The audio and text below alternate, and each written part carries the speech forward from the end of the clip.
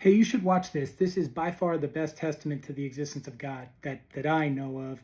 And it's something that I've never seen an atheist answer. Not once. I've never seen them answer that. I mean that genuinely.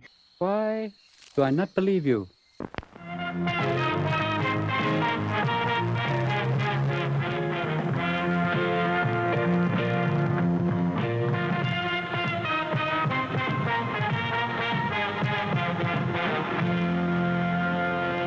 Welcome back, everyone, to Bridge the Divide, where I examine irrational beliefs, the irrational behaviors that often follow, and how we, with education, rationality, and reason, can bridge the societal divides that they create. After taking the month of January off for some much-needed rest and relaxation, we are kicking off the new year with a look at a quick video from Greg Martin over at the channel Greg Defending the Faith. Greg is an interesting theist, not just for the fervency of the claims that he makes, but also how he presents himself as a Christian, which I think is best summed up by the many battle and war references he uses throughout his videos and in his About section. Suffice it to say, Greg is a tad militant when it comes to matters of his faith.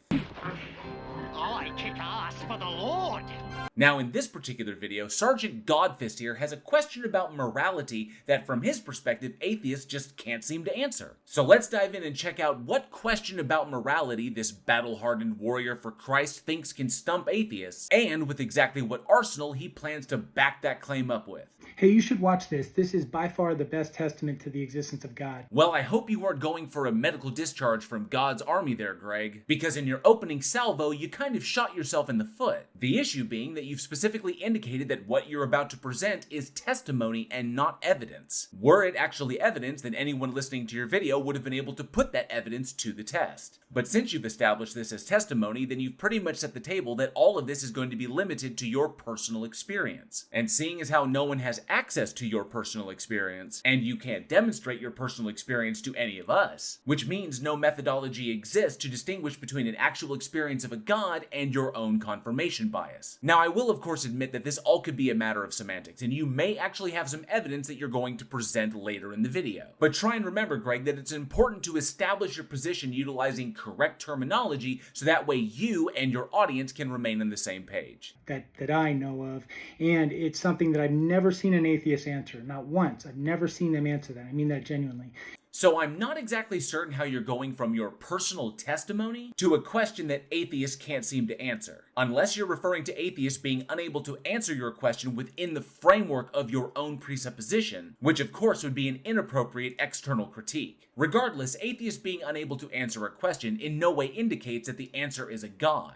And if in this video you're asserting that it is, then that would just be a God of the Gaps fallacy. As the self-appointed general of the godless army here at Bridge the Divide, I can say your battle strategy has some holes in it big enough to drive my atheist tanks through. And that is the concept of that there is a set of objective moral values and duties, meaning we know something can be evil. We know something can be good. Yeah, it's the inappropriate external critique. You hold, Greg, that a God exists, that God decrees morality, and because it comes from that God, it is therefore objective. But atheists don't believe that a God or gods exist, so how can they answer a question regarding objective morality from your perspective when you believe the objective morality requires a God to exist? And of course, your question hinges on you being able to demonstrate that objective morality exists at all, and it assumes that moral realism is the only logically possible option. So really, Greg, your video shouldn't be titled Proof of God. It should be titled Proof of Objective Morality. And then once you've demonstrated that objective morality exists, you can then move on to demonstrate how that objective morality is in and of itself evidence that your God exists, and not just some law of this particular universe that we have yet to discover. And when it comes to you claiming that humans inherently know things are good or evil, that is also incorrect. The distinction that you're ignoring is that humans subjectively feel what things are good or evil by virtue of both what we personally like and don't like, and the intuitions derived from our evolved capacity for empathy as a social species. We know the direct and indirect consequences of good or evil actions by virtue of the evidence of their effects on both ourselves and our society. But just because the vast majority majority of a population feels a particular way regarding its actions in no way indicates that what they feel is objectively true about the universe. Depending on how you come to that conclusion, Greg, would entail a number of logical fallacies, like argument from popularity, Texas sharpshooter, begging the question, or an appeal to emotion. With the current evidence available, at most you could conclude that the majority, but not all of the population subjectively feels the same regarding specific actions and their consequences. So unless you have some evidence to support the proposition that morality is objective, meaning mind independent, which includes the mind of your God, then you're pretty much stuck at morality being subjectively determined.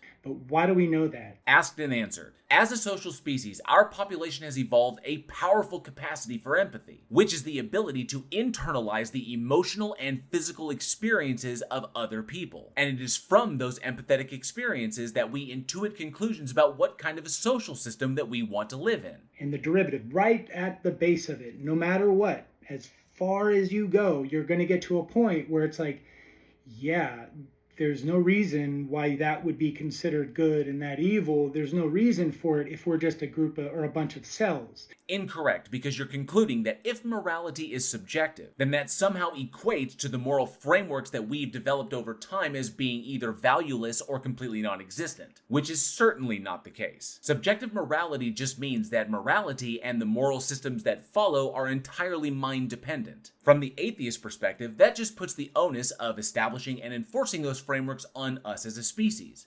Or a moist robot, as Frank Turek says, which sounds weird. Yeah, for everyone's sake, I would refrain from referencing Frank Turek as much as possible. That guy's arguments will serve you about as well as concrete shoes and a swim meet. This is a concept that if you don't get it, if you're in a debate with someone or just a conversation and they really can't grasp this, or they refuse to grasp it, they just can't do it. Well, if you're arguing from a presupposition that your opponent doesn't agree to, then of course there's going to be a breakdown in the discourse. But that wouldn't be on your opponent, that would be on you because you're the one making the claim that objective morality exists. Unless you can demonstrate that morality is in fact mind independent, then you're automatically going to hit an impasse. It gets to the point where there is a veil over their spirits, their hearts are hardened. I mean, because this is as proof as you can possibly get. No, it isn't, because all of those excuses that you just gave for people not accepting your presupposition of objective morality are predicated on the presupposition that your God actually exists. What you've just presented is what is called a Morton's fork, which is a type of false dilemma.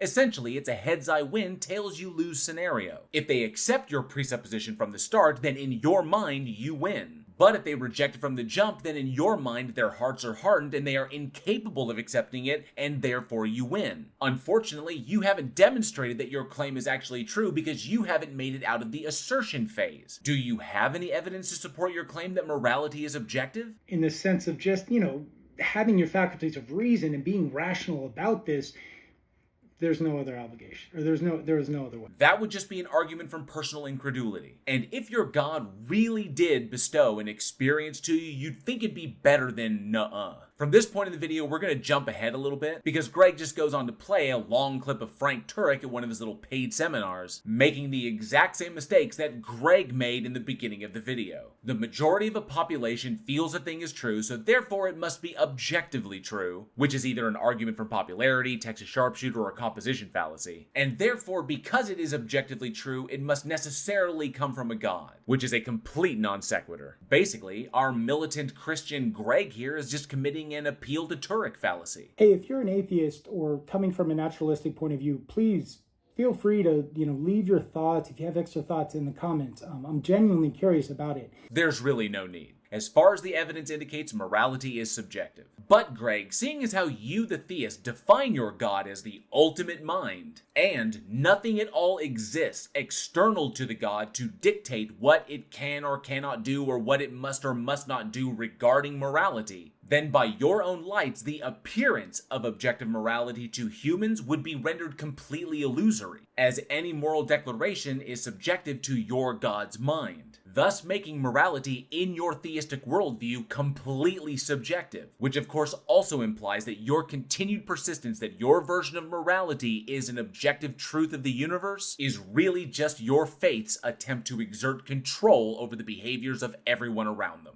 If you have a way to answer that. Done and done. The onus is still on you, Greg, as the claimant, to demonstrate the existence of objective morality without appealing to magic or committing some logical fallacy. And as a side note, if you, Greg, are holding to the position that if morality is not objective, then that logically entails that you can run around this world doing whatever the hell you want, whenever you want to, whoever you want, because you think that if morality is objective, then it's nothing more than people's irrelevant opinions, then I would do some serious self-reflection on what that says about you as a person. Because if you're the kind of cat that experiences really dark impulses and chooses not to give in to them solely out of some irrational fear of an eternal punishment in hell, then I ask you please, for the safety of yourself and everyone around you, don't stop believing.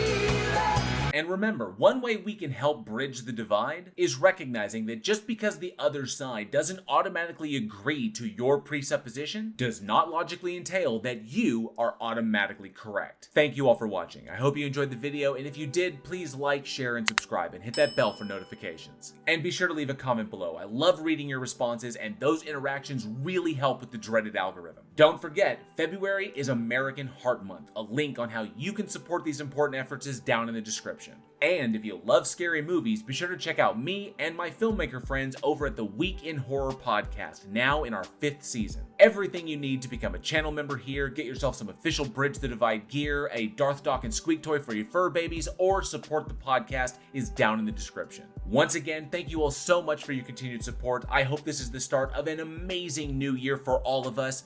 And as always, be safe, be excellent to each other. And together, we can bridge the divide.